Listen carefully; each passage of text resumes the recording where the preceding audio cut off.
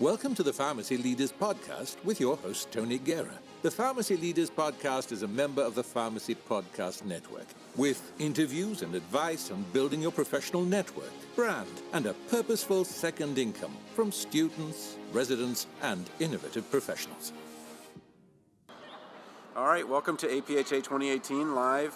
We're going to interview Laura Sosinski, who is from Butler University College of Pharmacy. She's a P2, and she's going to kind of take us through that chapter's experience here at APhA in Nashville. So welcome to the Pharmacy Leaders Podcast. Hi, thanks for having me. Okay, well, everyone's leadership road is a little bit different. Tell us a little bit about your leadership road. It's sometimes unusual for a P1, P2 to make it to a national meeting. Tell me a little bit about how you started with leadership, and especially as you moved through pharmacy school. So my first leadership experience was with my sorority Tri Delta. I was actually the service chairman. From there, I did more leadership opportunities in that. I then got involved with my pharmacy fraternity, and then the way I actually got involved through APhA was through another APhA member. She was a member of Phi Delta Chi with me, and she came up to me one day while I was studying in Starbucks. And she told me, I was studying for a test, so I was like, oh, come on, Marilyn, let's go. But I was studying for biochem, and she was like, hey, I'm trying to fill positions for our APhA chapter. I know you want to be involved in regulatory and policy when you graduate. Would you consider being the vice president of policy for our chapter? And I was studying for biochem, and I was like, I'll get back to you. My test was in 2 hours, so I was like, I'll get back to you. And I thought about it, and I was like, yeah, I'll run for that. Well, no one else ran for it. It's not very a popular position in APhA. So I ran for that.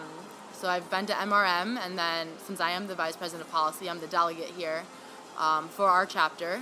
And then I will be the Vice President of Policy next year as well for Butler. So. Okay, well, I guess let's talk a little bit about Butler. I have 4 friends, and they'll be upset if I don't mention them. So Katie, Tracy, Ange and Kira are all watching the Purdue Butler game as we're speaking. So we'll see what the score is in a couple minutes. But tell me a little bit about Butler University. I'm in Iowa, so my wife went to Drake, and that's about the same size school, same mascot, Bulldogs and all that stuff. But tell me a little bit about what made you pick Butler, a bit of a smaller school, but that doesn't mean it has a smaller impact. Yeah, so honestly, I knew I wanted to go to Butler since I did a volleyball camp back then when I was a sophomore in high school. Whoa, okay. Yeah, so, and I was one of those weird people when I knew I wanted to do healthcare. I found out I was born with 1 kidney, so I kind of wanted to go into medication because of that. So I visited Butler for a volleyball tournament, and I loved the campus, and I really felt welcomed there. When I did on my first tour, I think I did that sophomore year of high school after that tournament.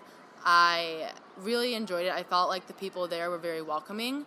I knew I wasn't going to be a number there. I was actually going to be a person, and that my professors would care about me.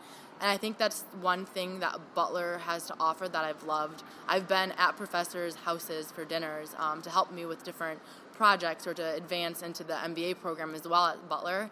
They're really good at like standing up for their students and helping their students get where they want to go in life. Okay, well, we've got a lot of pieces to that. I went to undergrad. I was an SAE in undergrad, and my big sis was Tri-Delt at Florida. But tell me a little bit about the separation between undergrad and grad at the same college, because that's a little bit not unusual, but you've got the social fraternity and then you've got the pharmacy fraternity. So I'm also PDC, and I made that transition from social fraternity to professional fraternity. So tell me a little bit about undergrad and then how it fits into grad. Yeah, so it can be difficult but also rewarding at the same time. For me, I'm actually still involved in Tri Delta. I'm a senior technically with Tri Delta. And there's a lot going on with that, and there's a lot of meetings we have to go to. And sometimes it can be frustrating because while a lot of the other members are undergrad, we're in our graduate program. Mm-hmm. However, I will say it has helped me grow a lot. Tri Delta at Butler has, I can confidently say, probably the most pharmacy majors in it. So it has created an amazing support system for me, as well as just having other opportunities to grow, such as our national philanthropy is Children's Research Cancer, and that's through St. Jude. So I think having that has helped me see a bigger picture, and I've been able to visit St. Jude, actually. Whoa. So I think being a pharmacy major, although that was undergrad, it has helped me in my graduate profession, being able to see the St. Jude Hospital and trying to make an impact on that type of like national level. Okay, well, tell me a little bit about how you make it through in 2 years. That tends to work a little bit better, well, a lot better, if you're at a 4-year school that has that. It's not a 0 to 6 exactly, but 2 years pre-pharmacy, 2 years, 4 years pharmacy. It took me 3 years plus a couple of classes in high school to make it into pharmacy school. Tell me how you stay disciplined, or how the college helps you stay disciplined enough to finish pre-pharmacy in 2 years. So at Butler, it's very nice because we're one of the schools that have that direct admit process. So when I applied into Butler Pharmacy, I was told if I keep up my GPA, get a certain score on the PCAT, as well as stay off those certain like social type of probations, that I would automatically get in. And I think that really creates a environment for students to work together. It's not I don't feel like it's a competition at Butler. All of us always sit down, we'll always study together, and I feel like that really helps aid to it. Okay. And besides that, the college just has a lot of opportunities out there, such as, I'm sure every school has that. We have a Rokai, they do all of the tutoring. So I feel like they really kind of set us up for success to advance on. Okay, so while Butler is a small school, you are in Indianapolis, which is one of the largest areas. Been down to Broad Ripple a bunch. Tell me a little bit about what it's like to be in a big city at a smaller school. So for me, going to Indianapolis was huge. I'm from LaPorte, Indiana, which is a very small town. Okay. Not much to offer. Yeah. So going to Indianapolis was actually overwhelming for me at first. I didn't know where to begin. But I think that since we are in Indianapolis, it has helped me kind of get out of my middle of nowhere roots. There's a bunch there for us as Butler students. There's a bunch of hospitals. There's Eli Lilly. So it's really nice to know that there's opportunities right there through your IPPE, your APPE. It's all right there in Indianapolis while you can go to school. Okay, well, let's switch gears to Nashville. Tell me a little bit about when you landed, and then kind of walk me through what you did at APhA and what your responsibilities are with policy, and then what your other classmates are doing as well. Yeah, so I actually drove up from Florida since it's our spring break. So I drove up from Florida. That was a 14-hour drive. The rest of my chapter drove down from Indy.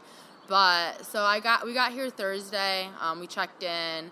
And then mostly what I've been doing is I've been with a lot of the House of Delegate items. So I've gone to the info sessions and then the voting things. So I basically sit down and out of the policies we've written for all of our regions in MRM, usually the reference committee will pick about 3 or 4. So last night we actually voted on our policies and our new business items that APhA-ASP plans to support and promote throughout next year. So that's what we did yesterday. Later today, after this, we'll vote on who we want to be our national members at large and our speakers of the House. So that's kind of what I'm doing. My other members, we have our patient care vice president here, as well as our president-elect. So they've been going to a lot of the breakout sessions to mingle and network with the other chapters, patient cares and presidents, to see what they're doing at their chapters, so we can kind of bring those back to our chapter to implement those new ideas. So explain networking to me. That's kind of an amorphous word. What does networking mean to you? Would you consider yourself introverted, extroverted, introverted turned into extrovert? How would you characterize yourself, and how do you guys network? So I am definitely a full extrovert. I get all of my energy from talking to people. A lot of times I feel like my friends sometimes want me to just stop talking. But to me, I thrive off of it, so I enjoy just going up to people or sitting next to someone who's not part of my chapter at a meeting. I think that's been probably my easiest way of doing it. When I walk into a session, I'll sit by someone who's not from Butler, not from Purdue, someone I don't know, and just kind of strike up conversation with them, talk to them.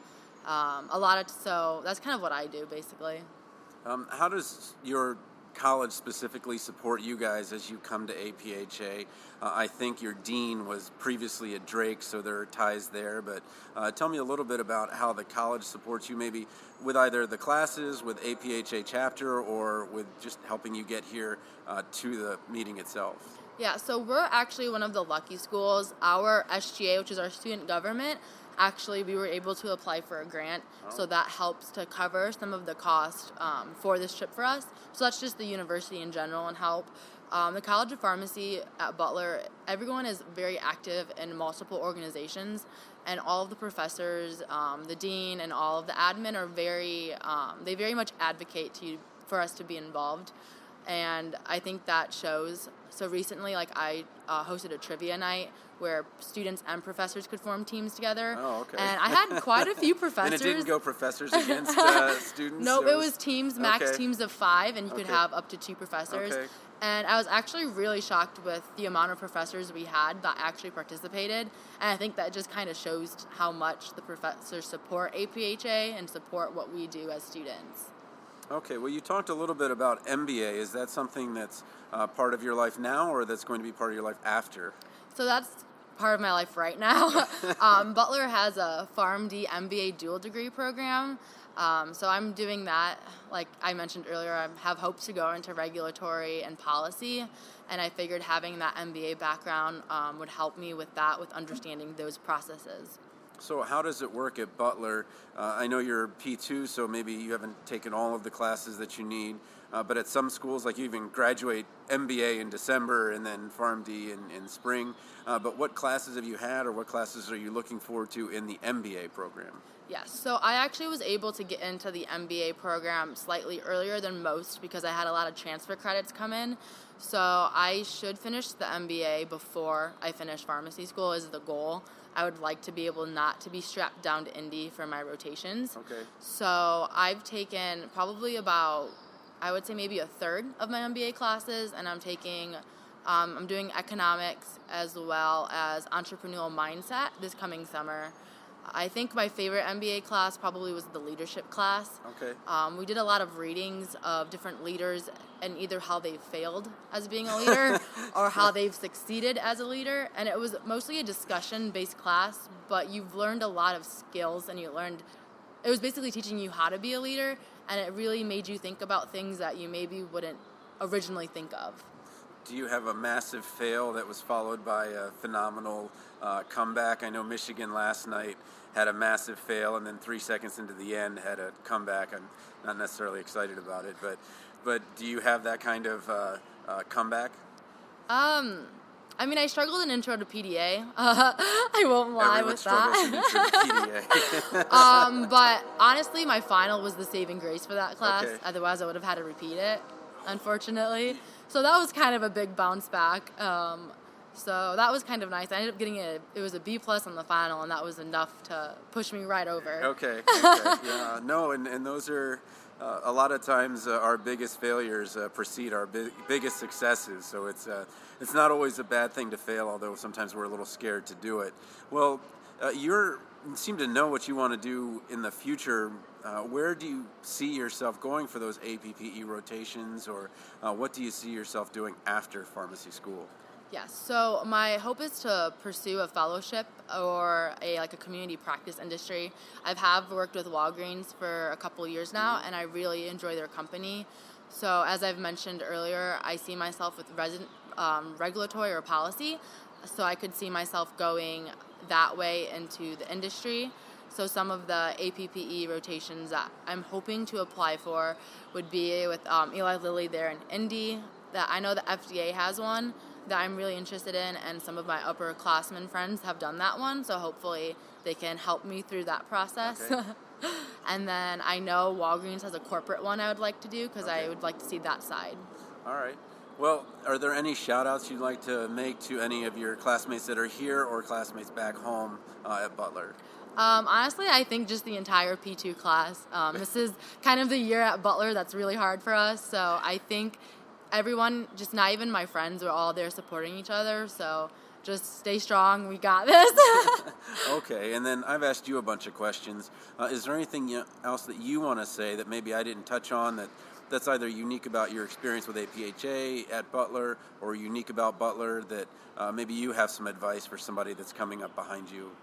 I wouldn't say anything unique, but I think my biggest piece of advice for anyone would be to not be scared and to kind of think outside of the box. don't, I guess what I'm trying to say is don't feel like you can't do something. Go ahead and take the chance. The worst thing that can happen is that you fail, but then the best thing is you can get up and try again. Awesome. Well, thanks so much for being on the Pharmacy Leaders Podcast. Thank you for having me. Support for this episode comes from the audiobook Memorizing Pharmacology, a relaxed approach. With over 9,000 sales in the United States, United Kingdom, and Australia, it's the go-to resource to ease the pharmacology challenge. Available on Audible, iTunes, and Amazon.com, in print, ebook, and audiobook. Thank you for listening to the Pharmacy Leaders Podcast with your host, Tony Guerra. Be sure to share the show with the hashtag #PharmacyLeaders.